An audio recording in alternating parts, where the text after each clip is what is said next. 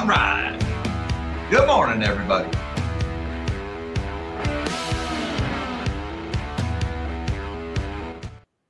Good morning, all you magnificent melon heads of the world. Happy Friday, everybody. Today is July 31st, 2026. That was kind of a quick month, wasn't it? And anyway, today's top story. Yikes. What is going on in Asia? What is going on in tech earnings? It's hard to pick a top story. So we're just going to start with what's happening in Asia. Korea, South Korea, for the KOSPI index, best day ever. Positive 18%. That is the index rallied 18%. The KOSPI index, otherwise known as SK Hynix and Samsung, because the two stocks make up half of the index, had its best day in its history yesterday. Prices skyrocketing all the way to where they were on Monday morning, because the KOSPI index has sold off all week. And so much like the United States, several of the best days in the history of the U.S. stock market were actually amid the 1929-1930 stock market crash. Korea's having a pretty good up day here. It's nice to see you guys over on the peninsula have calmed down and come to your senses and realize that, hey, volatility is not our friend. Maybe it's got something a little bit to do with the Korean government's plan to inject $14 billion directly into their stock market by having the country's sovereign wealth fund buy shares of AI companies, because everybody knows the best investments need government bailouts, right? I mean, am I right? Some of you guys in the back want to help me out here a little bit? Where's my AI bros, by the way? Talking about it's the best thing ever. Oh, bro, you just don't understand how great it is. And that's why the government needs to bail it out. Somebody want to rectify those two statements for me? I could sure use some help understanding that, if that's not passive aggressive enough for you guys. Now, also going on involving the Koreans and the Japans, and the Japanese, if you will, and us, the States, there was a Yentervention yesterday. Shout out to my moderator, Mish. We were doing our morning briefing yesterday morning, and he mentioned, hey, it looks like the Japanese may be starting an intervention. We discussed it very briefly on the stream yesterday, and sure enough, it was a big one. Actually, the biggest one in quite a while. The yen made its biggest intraday move since 2023, which means it was even bigger than that August 2024 yen carry trade blow up as far as the size of the single day intraday move. Now, how long can they keep this up? Somebody asked me on Twitter the other day, how long can the Japanese keep doing these interventions? The answer is actually quite a while. The Japanese have more than $1 trillion of U.S. Treasury bonds that they can sell in order to get dollars and dump those dollars to buy their own currency, propping up its value. And they also have swap lines with the Federal Reserve where they could just, without actually going into the Forex market, just print a bunch of yen, give them to the Fed to get printed dollars, and then dump those dollars in the Forex market. So the Japanese can keep this up for quite a while. But the thing about intervening in markets and the law of diminishing marginal utility, you have to do it with increasing frequency and in increasing size the more that you do it. So that is what they're doing. They're doing it with increasing frequency and increasing amplitude. Now, the other interesting thing about this intervention is it looks like it was a three-way. Yeah, the finance ministers in Japan and South Korea and the United States over at Treasury, they had a naughty vibe going yesterday, apparently, because while we had the Japanese finance ministry selling dollars to buy yen, we also had the South Korean finance ministry. They were selling dollars, trying to weaken the dollar. And at the same time, we had the United States. Apparently, the rumor is that the Treasury Department was doing rate checks. And a rate check, that's something the Japanese did last week, is when basically somebody calls up and says, hi, this is Jack at the Treasury Department. Hypothetically, if I were to dump $1 trillion in the Forex market, what kind of price would you give me? And then they hang up the phone. And the guy on the other end of the call says, oh, my God, the Treasury is going to intervene in markets. And he starts calling all of his buddies and gets the rumor mill going. And he basically jawboning markets lower. So we have the United States, South Korea, and Japan in unison intervening to weaken the dollar yesterday for the purpose, apparently all three, the purpose was just to strengthen the yen. Governments are messing with markets an awful lot these days, guys. It's the 2020s, and I get it. They've been doing that over and over again. But yikes, I mean, call me old fashioned. I just want to let the market figure out where prices should be. And then we just run with that. Or we could let the bureaucrats try to dictate everything and screw things up epically. And then you end up with the most volatile KOSPI index in history and the most grotesquely bloated asset bubble in history, the AI bubble, which was created by the largest monetary expansion in history after COVID. Or we could just let the market figure its shit out. I don't know. You guys tell me what you want. Also going on this morning, we got Amazon stock is ripping as millions and millions of uninformed or misinformed people confuse revenue with profit. It's not. AWS cloud revenue grew 37% for Amazon, which is tremendous growth. They got a lot of money coming in, but here's the rub. You got even more going out. Oh, that's right. The whole point of business is to make money. I forgot. Free cash flow. Negative $7.6 billion for Amazon. That is the biggest one yet, or at least until Oracle reports. That is the biggest negative free cash flow of all the hyperscalers, even bigger than Google's big free cash flow. And what's more, Amazon increased their CapEx. The market was supposed to punish them for that, and it didn't. Why? Because the narrative being pushed in the press, the false narrative, is that bets on AI are paying off. And when they say, why are bets on AI paying off? They're saying because the revenue is going up. And I'm just over here like one guy out of like millions of people saying revenue's not profit. Free cash flow is negative, which means, yeah, you got money coming in, but more is going out. So no, your AI bets are not paying off. So doubling down on them is actually a stupid idea. Try explaining that to this market. And I wish you luck. Meanwhile, we've got Apple stock is actually selling off. Apple reported decent growth numbers, but supply shortages are really crimping their hardware sales here, in particular Mac minis, which Apple would be selling hand over fist to people who don't want to pay token prices. But because of the memory shortage, they're having trouble making them. They're also short of CPUs, all thanks to the AI bros. That's taken a bite out of their sales. They also had disappointing service numbers, which is something new for Apple, and some disappointing Chinese sales, maybe a little bit of commentary on the health of the Chinese consumer there. So Apple stock is struggling this morning. We got an announcement from Sam Altman yesterday that OpenAI is cutting prices on several of their new models, up to 80% price cuts. Because the demand is insane. And that's why we're lowering prices by 80%. Isn't that how supply and demand works? When demand is insane, prices go down? No, it's not how that works. Oh, OpenAI, who already loses money, is actually in the middle of a price war, which means they're going to lose even more money. And even though the AI bros are trying to say some shit about Jevons paradox, that's not how that works. When you're losing money and you cut prices, you lose even more. It's usually a sign of desperation, trying to maintain your market share. OpenAI, man, I tell you, OpenAI is in big trouble. And if I may take a minute to plug my appearance I did on George Noble's channel yesterday with Ed Zitron and Julian Garin. OpenAI is, as Ed put it, a load-bearing company. The entire bubble is predicated on OpenAI continuing to spend endlessly, which means they need an endless flow of cash, either venture capital or revenue, to do that. And, well, the venture capital is getting harder to come by. And if they're cutting prices by 80%, what do you think their revenue is going to do? And no, they're not going to 5x their user base to offset it. It just doesn't work that way overnight. Now, also a big story yesterday, Leopold Aschenbrenner, he basically got his milkshake drank by Ken Griffin. He was the runner of, what was the name of the fund? Situational Awareness. Oh, a terrible name for a fund. He ran Situational Awareness. And I tell you, I've seen this guy, and Jim Cramer's been talking about him, called him the next Warren Buffett. By the way, when Jim Cramer goes on CNBC and says you're the next anything, chances are you're the next Sam Bankman-Fried, regardless of what Jim Cramer says. So I'm just going to throw that out there. I remember the first time I saw Leo Aschenbrenner and I heard him talk, I think to myself, this guy is an effing J.O. And I've learned to trust those instincts over the years.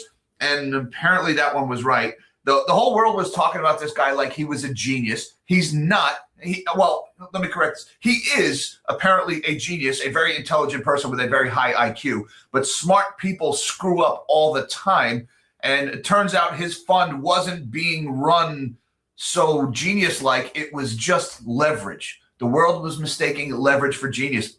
He was using total return swaps, which is the same trade that blew up Archegos Capital Management and Bill Huang's fraudulent fund over there. Now, he wasn't quite as wild as Bill Wang. Big Bill Wang took out these total return swaps. He borrowed money to buy them. And then he borrowed money from 5 different banks using the same collateral at each one of them. We don't, as far as I know, Aschenbrenner didn't do that.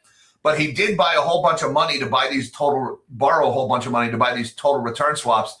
And a total return swap is this highly levered instrument, like 4x levered, where you don't actually buy the stock. The bank that you buy the total return swap buys the stock.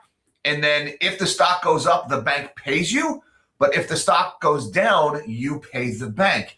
And because it's so heavily levered, you could lose a lot of money. And it turns out Leo Aschenbrenner did these total return swaps with South Korean memory stocks. So it was leverage on top of freaking leverage, the most levered trade ever. He got wiped out in a day. And Ken Griffin over at Citadel just took everything he had, just wiped them out. Now they still have some private assets, like they have a share in Anthropic that didn't go over to Citadel. But also a fun fact about this guy, he used to work for FTX. I shit you not. If only there had been signs. What else we got going on this morning? Exxon and Chevron, big profit surge. No surprise there. The market was expecting it. The stocks are meh. A lot of that has to do with the Strait of Hormuz. And stick around to the end of the show. There is another power crisis brewing in Europe. We got to watch that water level on the Danube and what it means. They are going to be short of electricity in a bad way over the next few days. Stick around for the end of the show for that.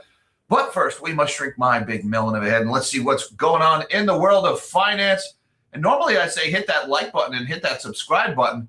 But instead, I'm going to say after this is over, check out the link down below in the description to this video that I did with George Noble and Ed Zitron and Julian Garin yesterday about the AI trade. And if I might be so bold, go to about the 34-minute mark and listen to Ed Zitron when I told him the story about the Don't Listen to Twitter Randos debunking article from back in the day in my CoreWeave videos. Apparently, Ed wasn't aware of that.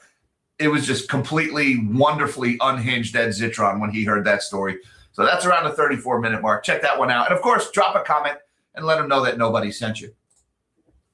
But first, the S&P 500 is higher by 19 points, 0.27% ahead of the opening bell. The Dow is up 225 points, or 0.43 points ahead of the open. And the NASDAQ is leading the way higher, 0.95% to the upside, 268 points, largely being driven by those Amazon earnings and partially offset by Apple's earnings. We've got the U.S. dollar is stronger, believe it or not, after weakening yesterday, 100.32. That's up by 34 basis points. So much for all the finance ministers getting together with a little champagne, Barry White, and candlelight in order to weaken the dollar. It is heading the other way now.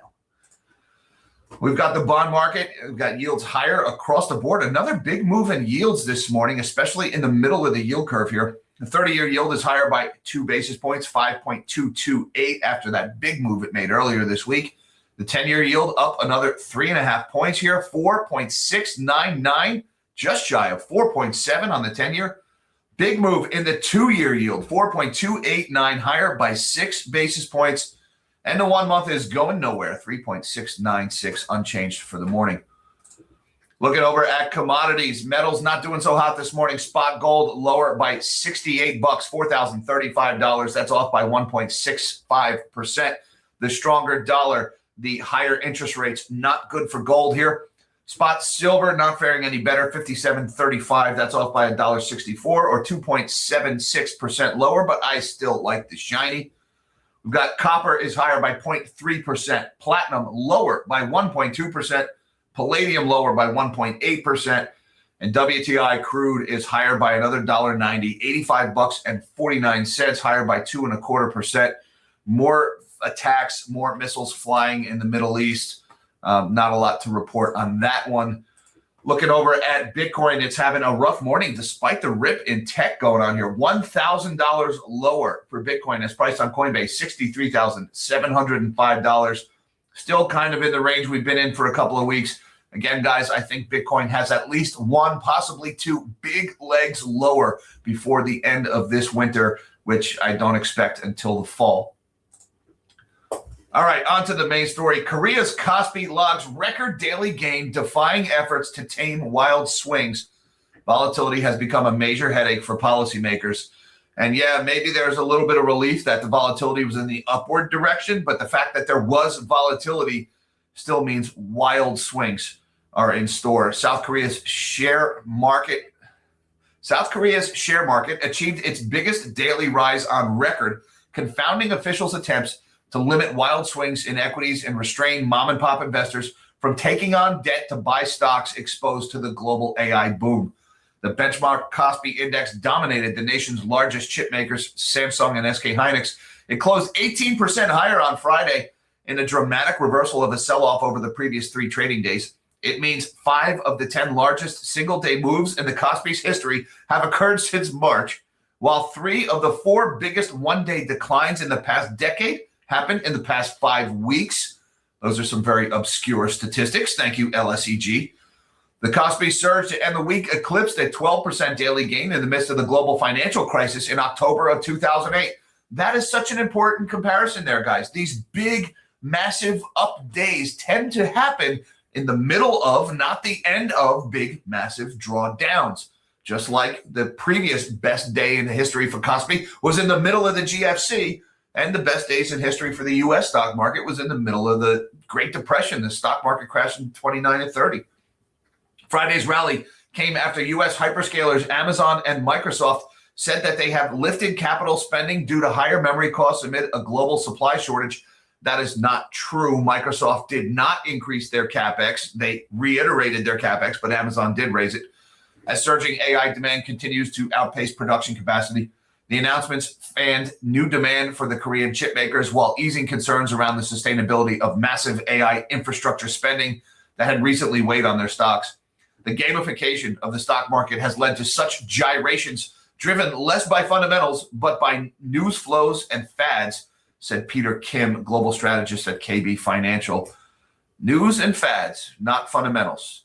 If only there was like horror stories and cautionary tales that we might draw from about investing in news and fads instead of fundamentals. But hey. And also, maybe it's just got something to do, this best day in history, maybe it has something to do with the government saying we want to ban short selling again, or maybe it has something to do with Korea plans $14 billion for wealth funds AI bets after rout. South Korea plans to inject 20 trillion won, or just under $14 billion, into its sovereign wealth fund for strategic investments in AI, data centers, and infrastructure, expanding its mandate to include domestic assets for the first time following a rout in tech stocks. The government will create the account within the Korea Investment Corporation, according to a statement on Friday. It will start with a minimum of 20 trillion won, funded through sources including equity contributions from public institutions such as policy banks. So a minimum of 20 trillion won, at least $14 billion they're putting in here. While the statement didn't link the government's plan to the ongoing market turmoil, the announcement comes after the nation's equity market suffered a sharp rout this week and follows a slew of recent government measures to stabilize the stock market. Yeah, never mind our bailout. It's definitely not having anything to do with the fact that the KOSPI was crashing this week. Oh, we're going to have the government buy stocks. What a wonderful idea. Oh, sorry, I got the guy in my ear. That's right. We're doing the same thing here in the States, aren't we? Yeah, we are. What are we doing this decade? Guys, there's still more than about 3.5 years left in this decade. Yikes. But look at the KOSPI index. Look at that big green candle, that big green middle finger to anybody who decided to short the KOSPI yesterday. So if you like the margin calls on the way down, well, there's margin calls on the way up too, apparently. 18% higher, just shy of 18% higher, 17.9, up 1,000 points, triggering breakers again. I think the 5th time this week, maybe the 4th time this week that the breakers were triggered. And again, look at this drawdown here. Look at the size of all of these candles versus how big the candles were back here, back when trading was somewhat normal. Guys, volatility is not a sign of a bottom. I can tell you that. And it wasn't just the South Korean stocks that were all over the place. Asia was a mess yesterday. BOJ data points to yen intervention of around $53 billion. Now, just for context, the intervention in April and early May, there was 2 big interventions combined, was just under $74 billion. This was a single intervention of 53, which would suggest the interventions continue to get bigger. Japan likely spent around $53 billion intervening in the currency market on Thursday to prop up the yen. That's according to a Bloomberg analysis of central bank accounts. The operation was estimated at around 8.45 trillion yen, or 52.8 billion, based on a comparison of Bank of Japan accounts released Friday and money brokers' forecasts. That would likely be the biggest ever intervention on a single day by Tokyo. What are the odds the biggest up day in history in Korea happens on the biggest intervention day in Japan? It's almost like these are not organic, real moves. It's almost like it's all fake. Isn't that fun? The growing scale of intervention shows both the determination and the increasing difficulty for authorities in Japan to peg back speculators betting on the yen. Japan's currency strengthened as much as 3.3% against the dollar in New York trading on Thursday, its biggest intraday gain since December of 2023. But there's more to this story. Rare Japan-Korea joint intervention shakes up yen and won. And it wasn't just Japan-Korea. It was Japan-Korea-US joint intervention. Japan and South Korea have stepped in to buy their currencies, possibly with involvement from the United States in a rare coordinated intervention, sources and analysts said. The intervention gave the yen its biggest boost in almost 2 years. If the past is any guide, any joint effort with the U.S. may prove strong enough to turn around the battered currency. Japan conducted yen buying, dollar selling intervention in New York hours on Thursday, a market source told Reuters. A separate source said that South Korea's foreign exchange authorities were selling dollars alongside Japan. The Nikkei reported earlier Friday that U.S. authorities conducted rate checks during the session, raising the possibility that the U.S. was part of the operation. Such checks involved the monetary authority asking banks at what rate they would sell a currency, often a precursor to intervention. So what happens when three governments representing three of the biggest economies in the world get together to decide to rig a currency market? Well, that currency market starts behaving like the rigged market. Big red candle down in the yen yesterday, the biggest move in quite a while. All right, so I want to compare to these two big moves right here, right? You see this big red candle, and then a few days later, this red candle. That was the combined $74 billion intervention that we got at the end of April, beginning of May. Now, here we are with the first intervention that we have to end of July, beginning of August. It stands to reason there will be subsequent interventions because also you'll note this green candle immediately following it. The second the governments took their finger off the scale, it started going back to where it naturally wanted to be. Just like as soon as they stopped here, you saw it started to creep up and then they intervened again. And then it crept up and it crept up and it crept up and then they intervened again. They're going to have to keep doing this, and they're going to have to keep doing this in larger and larger amounts. Yes, they can keep it up for some time, but again, to what end? If they don't solve the underlying problem, Japan's runaway modern monetary theory and reckless fiscal spending, then they're never going to stop this chart from moving higher. They can't do it. They can only delay it. And when you delay it, you just cause other problems, and the eventual comeuppance gets worse. So I wish them luck. All right, on to big tech earnings. Amazon lifts investment plans after strong cloud sales and shares jump. Amazon delivered its strongest cloud growth in more than 4 years and raised its annual capital spending forecast, bolstering its argument that heavy investment in AI is generating sufficient demand to warrant the outlays. Remember, guys, revenue is not profit. Profit is the money left over after you pay your expenses, and Amazon doesn't have any. They went deeply negative.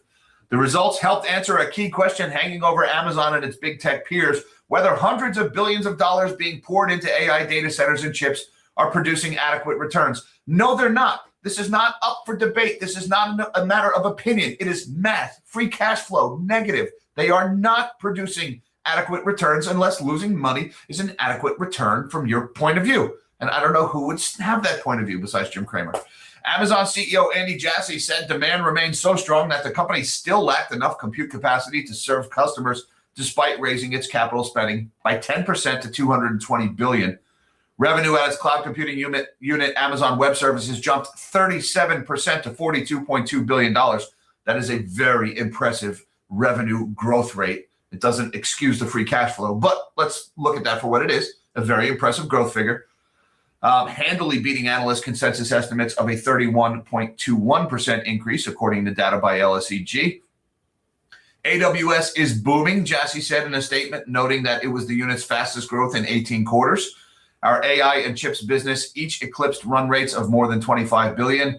Run rate is a stupid statistic. I don't know why people ever bother talking about it. Amazon's free cash flow turned sharply negative. The company burned $7.6 billion of cash on a trailing 12-month basis in the second quarter. That's compared to positive $18.2 billion in cash a year earlier. They lose money.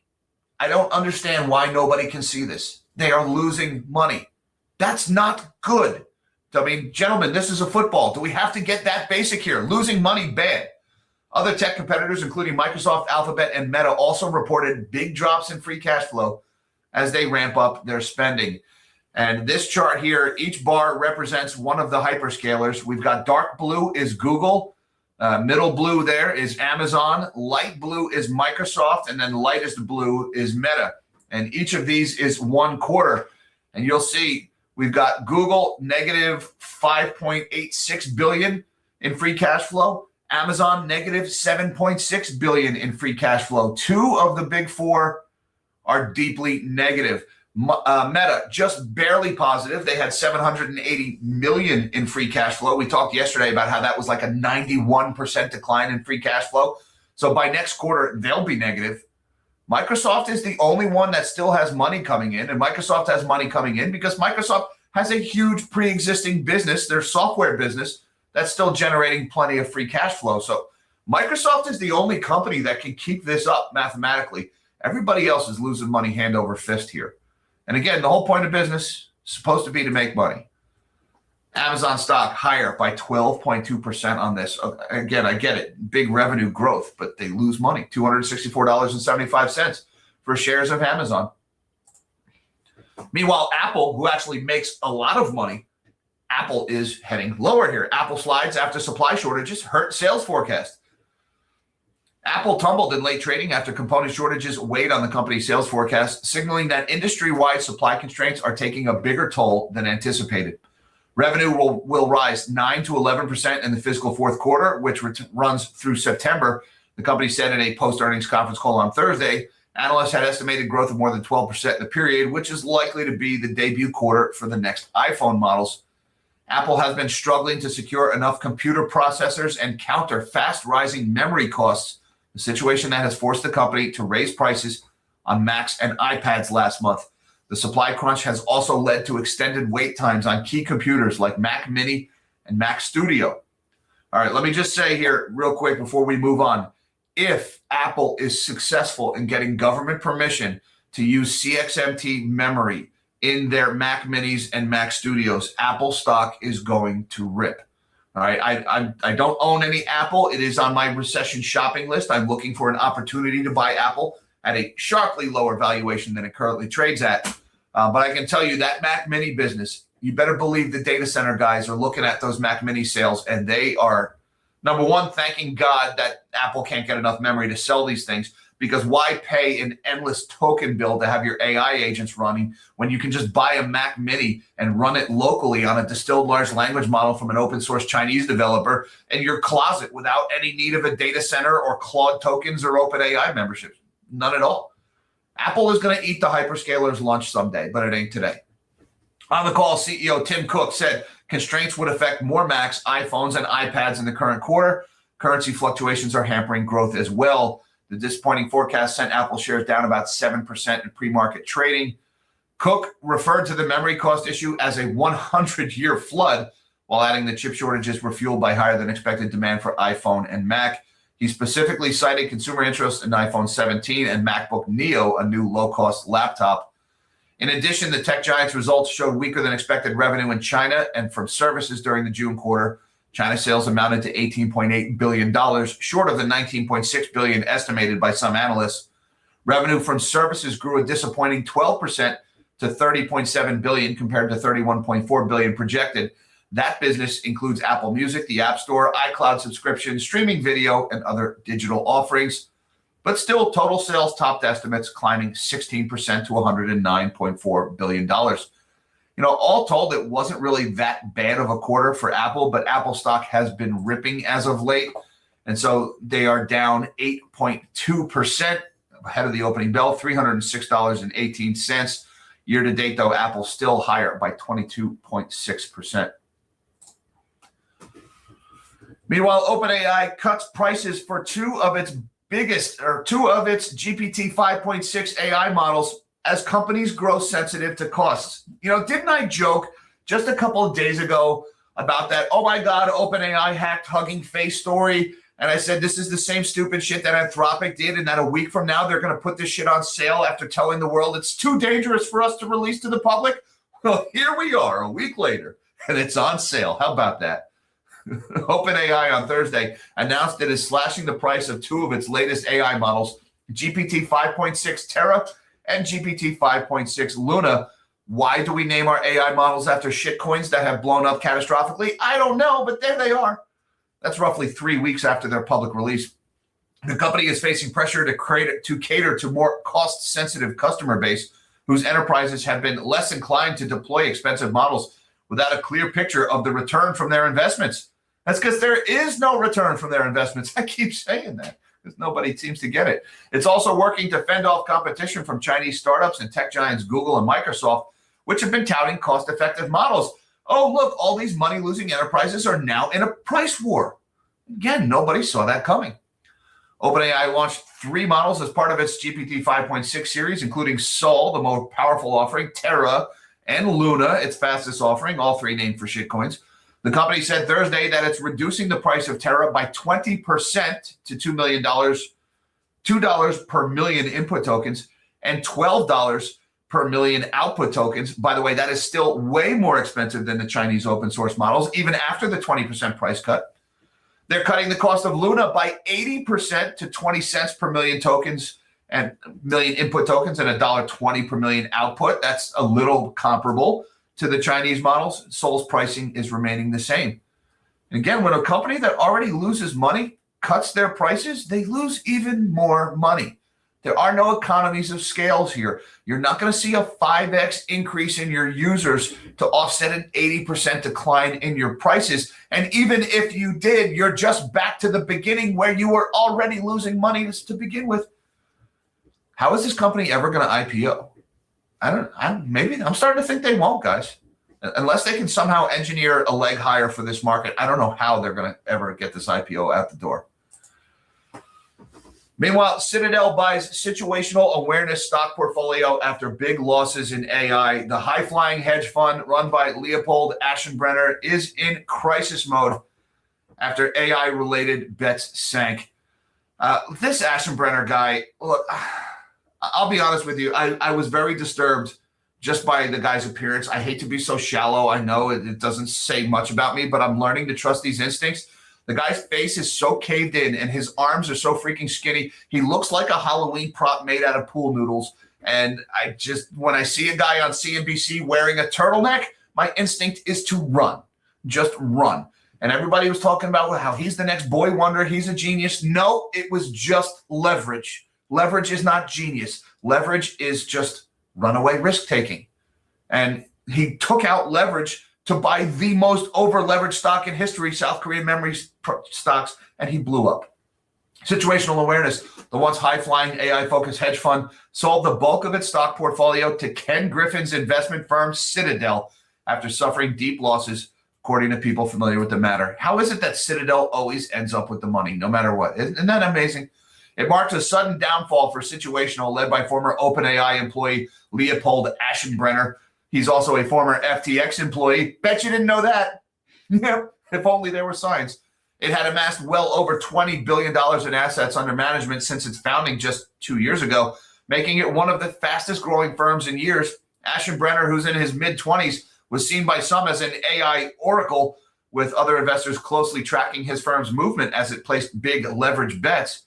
As investors shed positions in AI-related stocks, Situational was under pressure to raise cash, either through sales of holdings or new capital commitments to meet margin call demands from its lenders. Some of the people familiar with the matter said its public investments included companies in the AI supply chain, such as memory chip maker SK Hynix and SanDisk, fuel cell maker Bloom Energy, AI cloud provider Nebius, Shares in all of those companies had plummeted over the last month as investors soured on AI and tech stocks amid worries about massive capital expenditures and higher borrowing costs. Yes, boy wonder, this freaking genius, he was so smart, he piled with leverage into the same trade that literally freaking everybody is piled into. Oh my God, he's so smart. He's probably smarter than me, don't get me wrong. This guy's got probably a really high IQ, but that doesn't insulate you from doing dumb shit. Smart people do dumb shit all the time. Situational had borrowed money from banks to amplify its bets on stocks. Citadel only purchased a portion of the firm's public stock portfolio that was financed with borrowed money, while the firm held on to the remainder that funded with its clients' capital, the people said. Situational also still holds its private company investments, which include bets on AI giant Anthropic. Fun fact, this weekend, Leopold Aschenbrenner is getting married to an executive from Anthropic. I'm sure he had no access to inside information, though. Some of the people familiar with the matter said that. The multi-strategy hedge fund firm Millennium Management has also bid on Situational stock portfolio. Aschenbrenner had no professional investing experience when he launched the firm with a few $100 million. Well, you know what? I have no professional investing experience either, so I won't hold that against him. But then again, I'm not launching a firm with a few $100 million of other people's money either. That would be grossly irresponsible of me to do that, wouldn't it? Early backers included Stripe co-founders Patrick and John Collison, as well as Daniel Gross and Nat Friedman. Hey, fun fact, those last two guys were also some of the early backers of CoreWeave. How about that? And they're both helping lead Meta's platform's AI efforts. So Leo got margin called and Ken Griffin drank his milkshake. That's what happened. Citadel winds up with the money somehow. Meanwhile, Exxon and Chevron profits surge on rising oil prices due to Iran war. Must we read any further into this? I think that's pretty much what the market was expecting. And if you look at what the stocks are doing, yeah, Chevron up 0.2%, going nowhere, $192. ExxonMobil, let's see, ticker XOM. ExxonMobil is actually down 2.25%. That's kind of interesting, $153.50. But again, the market was largely expecting this because oil prices went sharply higher in the second quarter. All right, we got to keep an eye on what's going on the Danube River. Not something we typically follow here, but Hungary's Magyar says low Danube levels could keep Pac's nuclear plant shut for weeks. This is important. Hungary's Pac's nuclear plant could remain shut for weeks because water levels on the Danube River, which supplies cooling water to the facility, are expected to stay too low for it to operate safely, Prime Minister Peter Magyar said on Friday. The plant's 4 Russian-made reactors are operating at less than 50% of their combined 2 gigawatts capacity and are expected to be shut down completely on Monday as Danube water levels are forecast to drop further.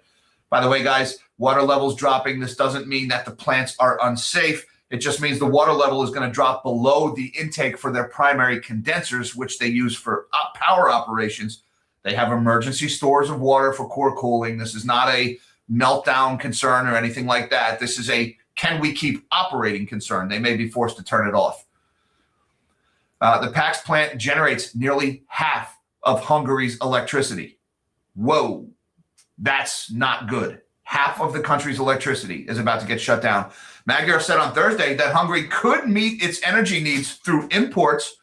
However, a heat wave is expected to raise electricity demand by 20% during evening peak hours, potentially creating a critical situation. Well, holy shit. All right. So they're expected to have a 20% surge in peak demand as half of their supply goes away. Hey, no problem. We'll just import it, right? Who does Hungary share a massive border with? How about Romania? Maybe they could import their power from Romania. Let's check in. Low Danube River levels forced Romania to shut down both of its nuclear power reactors. Well, that's not good. Romania will shut down its second nuclear reactor on the Danube River, the energy ministry said on Wednesday, 3 days after decades-low river levels forced it to shut down the first. The state-owned nuclear producer has 2 706-megawatt reactors on the Danube. These are CANDU, Canadian-designed reactors. In Romania, the energy minister said on Monday, peak power consumption this week was estimated at 7.3 gigawatts, while domestic production was 4.3 gigawatts. That is prior to the second reactor's shutdown. So they're about to lose another 0.7 gigawatts. They're going to have, 3.6 gigawatts available to meet 7.3 gigawatts of demand.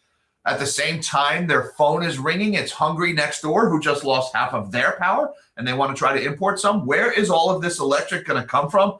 You better hope Slovakia and Slovenia have electricity to spare. Otherwise, there's going to be rolling, cascading blackouts in Central Europe this weekend, especially if this heat wave continues. Again, not a threat to nuclear safety here, guys, but doesn't mean this isn't a critical situation, because when you have massive blackouts and a heat wave, people have a funny habit of winding up dead. Europe's power problems are colossal these days. And as all of this is going on, Europe is not refilling their natural gas tanks fast enough. Their tanks for this time of year, they're in the refill period, are lower than they've been for decades, as far as I know. And winter, not to sound like a Stark here, but winter is coming. And they don't have any gas in the tank, not nearly enough.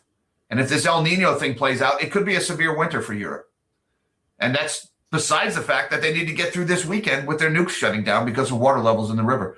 Maybe there are consequences to spending decades neglecting your power and just building an entire grid around hope and unicorns and rainbows that windmills and solar panels are somehow going to save you. They won't.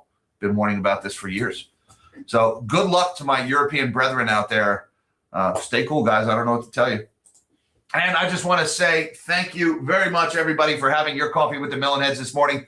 Don't forget that like button and that subscribe button for the algorithm. Hey, it's Friday, and that means it's time for our weekly Q&A on Zoom that I do with my Patreon, YouTube members, and Buy Me a Coffee members. Links down below, should you feel so inclined. That's at 2 p.m. Eastern time today. Don't forget to check out that video I did with George Noble, Ed Zitron, and Julian Garin. Link down below as well. Hi, Mom. Hi, Dad. Love you guys. Everybody, till next time, live small and dream big.